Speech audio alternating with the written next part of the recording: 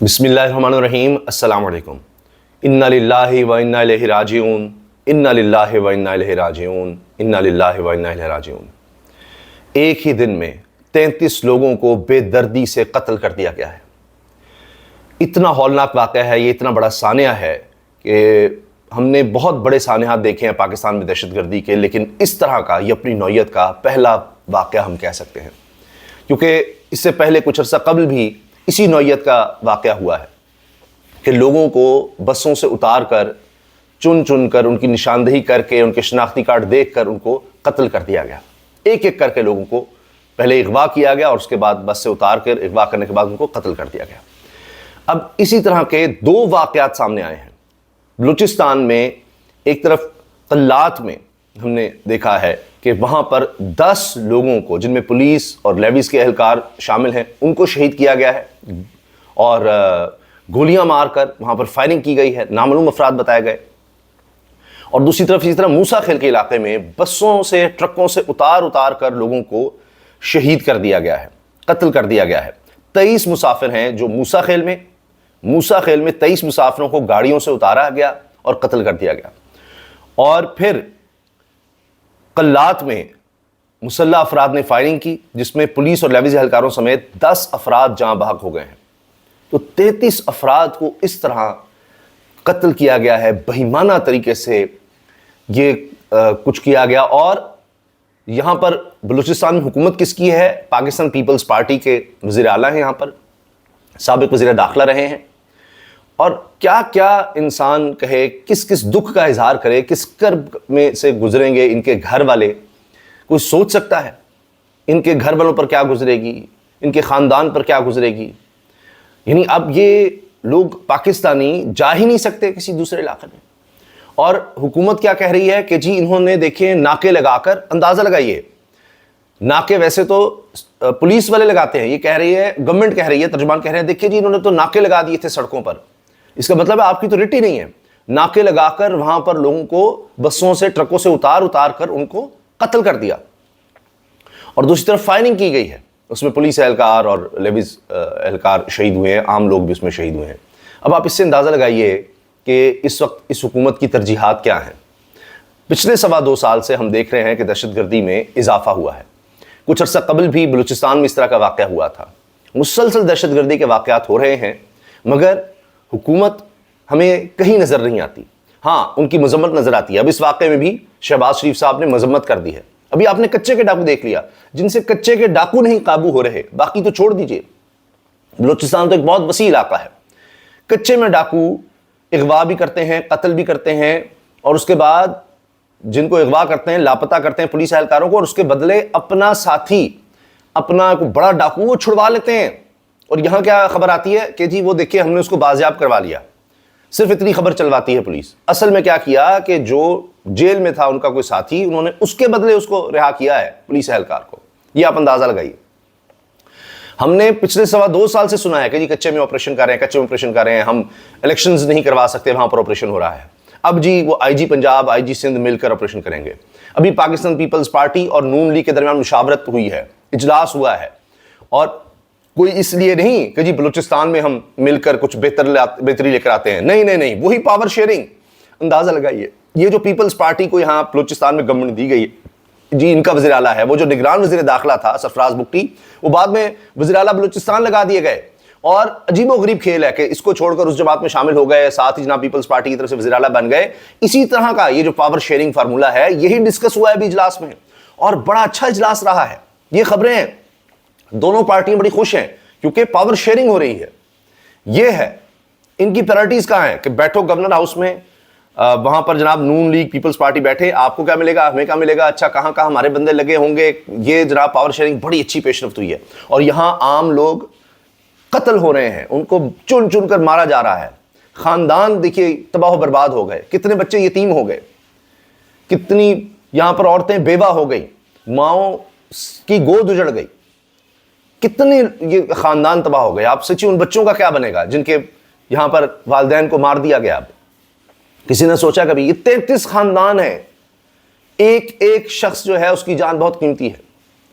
لیکن یہاں آپ دیکھیے مذمت ہوگی، اور اس کے بعد پھر وہی کارروائیاں کہ جناب وہ تحریک انصاف تو نہیں کوئی جلسہ کرنے لگی، عمران خان کا کیا بنا ہے، اس کو کوئی رہا تو نہیں ہونے لگا، ساری توجہ وہاں پر ہے. آپ ان کی ساری پریس کانفرنسز دیکھ لیجئے، ان کی ساری مصروفیات دیکھ لیں، وہ صرف یہی ہوں گی.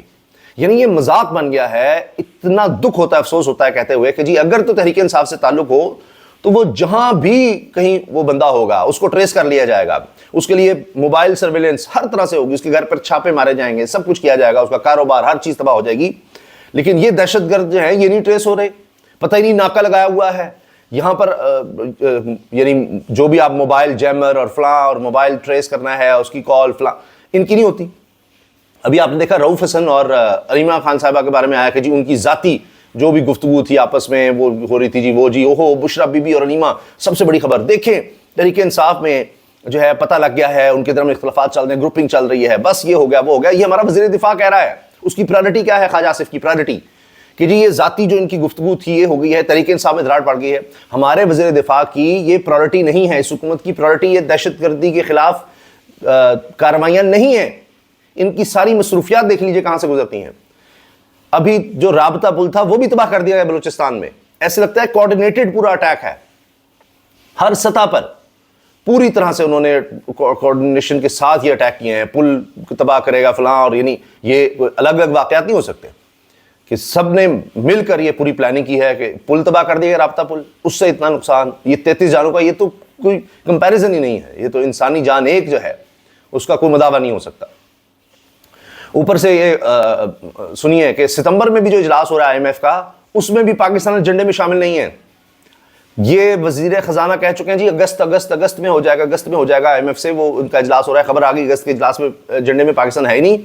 پھر کہتے ہیں ستمبر میں، ستمبر. اب ستمبر کے اجلاس کی بھی خبر آ گئی ہے اور اس میں بھی ایجنڈے میں پاکستان شامل نہیں ہے. یہ حالات ہیں. اب آپ سوچیں کہ کیا انسان یہاں پر کہے کیا بنے گا. اب ان خبروں کی تفصیل بہت دل خراش ہیں، لیکن اب خبر آپ کے سامنے مجھے بری بتانی ہے. یہ موسیٰ خیل کا علاقہ ہے، مسافروں کو گاڑیوں سے اتار کر قتل کیا گیا ہے. SSP موسیٰ خیل ایوب اچکزئی نے کہا ہے کہ تمام افراد کو ٹرکوں اور مسافر بسوں سے اتار کر فائرنگ کر کے قتل کیا گیا. ایوب اچکزئی کا کہنا ہے کہ مسلح افراد نے بین الصوبائی شاہراہ پر ناکہ لگا کر مسافروں کو بس سے اتارا، یعنی جو دو صوبوں کو شاہراہ ملاتی ہیں. مسلح افراد نے 10 گاڑیوں کو بھی آگ لگا دی. پولیس لیویز موقع پر پہنچی اور لاشوں کو اسپتال منتقل کر دیا گیا. یعنی موقع پر تب پہنچی ہیں جب صرف لاشیں رہ گئی تھیں. یہ پولیس اور لیویز تب پہنچے ہیں. پولیس حکام کا کہنا ہے کہ واقعے کی مزید تحقیقات کا آغاز بھی کر دیا گیا ہے. ترجمان حکومت بلوچستان نے کہا ہے کہ دہشت گردوں نے رات کی تاریکی کا فائدہ اٹھاتے ہوئے حملہ کیا اور اس کی مذمت انہوں نے کر دی ہے. اور کہتے ہیں جی موسیٰ خیل کے علاوہ ڈیرہ غازی خان سے یہ علاقہ ملتا ہے، چھوٹی شاہراہوں پر عموماً اتنی زیادہ سیکورٹی نہیں ہوتی. دہشت گردوں نے رات کی تاریکی کا فائدہ اٹھاتے ہوئے مسافروں کو قتل کیا. اس کے ساتھ جناب وزیر اعلیٰ بلوچستان میر سرفراز بگٹی نے موسیٰ خیل کے قریب دہشت گردی کے واقعے کی شدید الفاظ میں مذمت کی ہے اور جہاں باغ افراد کے لواحقین سے دلی اظہار تعزیت کیا ہے اور کہا ہے کہ موسیٰ خیل کے قریب دہشت گردوں نے معصوم لوگوں کو نشانہ بنایا. دہشت گرد سہولتکار عبرتناک انجام سے بچ نہیں پائیں گے. حکومت دہشت گردوں اور ان کے سہولتکاروں کا پیچھا کرے گی. چلیں جی، یہ تو آپ نے بڑی خبر سنا دی ہے. اس کے علاوہ قلات میں جو ہوا ہے یہ دہشت گردی واقعہ، اس کی تفصیل بھی میں آپ کو بتا دیتا ہوں. اس میں قلات میں مسلح افراد کی فائرنگ سے پولیس اور لیویز اہلکاروں سمیت 10 افراد جاں بحق ہوئے ہیں. پولیس کا سب انسپیکٹر ہے، 4 لیویز اہلکار ہیں، 5 شہری جاں بحق ہوئے ہیں. SSP قلات دوستین دشتی نے بتایا ہے کہ فائرنگ کے بعد ملزمان فرار ہو گئے، جس کے بعد علاقہ کلیئر کرنے کا سلسلہ جاری ہے. قومی شاہراہ شہر میں گزشتہ رات سے پولیس اور مسلح افراد میں فائرنگ کا تبادلہ جاری تھا. گزشتہ رات بلوچستان میں موسیٰ خیل کے علاقے میں راڑا شم میں بھی مسلح افراد نے 23 مسافروں کو گاڑیوں سے اتار کر قتل کیا. پولیس کے مطابق تمام افراد کو ٹرکوں اور بسوں سے اتار کر فائرنگ کر کے قتل کر دیا گیا. وزیر اعظم نے کہا ہے کہ کسی بھی قسم کی دہشت گردی قبول نہیں ہے. واقعی کی فوری تحقیقات کا حکم دے دیا گیا ہے. سندھ کے بڑے شہروں میں موبائل فون سروس معطل ہے. کراچی رات سے ہی سروس بند ہے، موبائل فون سروس ہر چیز بند ہے. اس کے علاوہ چہلم امام حسین علیہ السلام پر سیکیورٹی کے سخت انتظامات ہیں. جلوسوں کے راستے کنٹینر لگا کر بند کیے گئے ہیں اور ظاہر ہے کہ خطرات بہت ہیں خاص طور پر ان واقعات کے بعد. اس کے ساتھ اب سیکیورٹی فورسز نے بھی جوابی کارروائیاں کی ہیں، آپریشنز کیے ہیں اور بلوچستان میں حملے کے بعد فورسز کی جوابی کارروائیوں میں 12 دہشت گرد جہنم واصل کیے گئے ہیں. یہ ہیں جی اب تک کی اطلاعات اور خبریں. اور جو پل کا میں نے عرض کیا آپ سے، وہ بلوچستان میں بولان کے علاقے میں ریلوے پل اڑا دیا گیا ہے اور ٹرین سروس معطل ہے۔ اب پتہ نہیں کتنا عرصہ اس کو لگے گا اور کتنا عرصہ یہ رابطہ منقطع رہے گا، کوئی بہت بڑا پل نظر آ رہا ہے اور یہی جوڑ رہا تھا پل جوڑ رہا تھا علاقے کو۔ تو اب یہ بھی بڑا ایک مسئلہ ہوگا، یہاں تو ریپیئر کرنے کے جانے کی وہاں پر سیکورٹی کے الگ مسائل ہوں گے۔